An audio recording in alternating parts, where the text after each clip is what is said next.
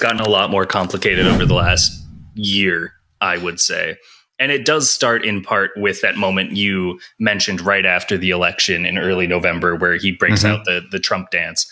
So I think that for a lot of fans who were reeling emotionally at the devastating result in the political election, nothing to do with the soccer field today, on that day anyway, and we're looking to soccer as a way just to be like, do I feel something for this country? And then to see that from the best player, it is and the captain of an eventual World Cup host, the upcoming World Cup host, it is very difficult to overstate just how much of a bad taste that would have left in many mouths around the world. That when he does interviews like he did last week to try to defend his decision to not participate in the Gold Cup after Landon Donovan, Tim Howard, and many others had been criticizing it, he was still scowling as he gives his answers. That's just kind of one of his default faces, is to scowl as he's talking and kind of shake his head and dismiss the haters and that sort of thing.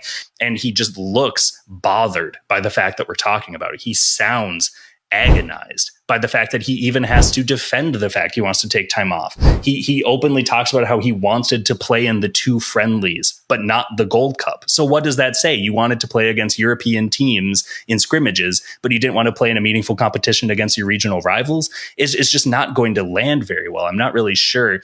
It's one, frankly, I don't think his PR team set him up for success whatsoever with that format. By and large, yeah, it is Pulisic's team through and through. And I think that there are a lot of people who wish that it was either somebody who played in a different way and was more decisive on the ball and maybe didn't look so unnatural of a fit when he's doing that sort of work, but certainly somebody who makes it a little easier to root for him. And this is just kind of the latest in a series of missteps that has made it very difficult for U.S. soccer to feel confident in its most marketable, best player heading into a World Cup.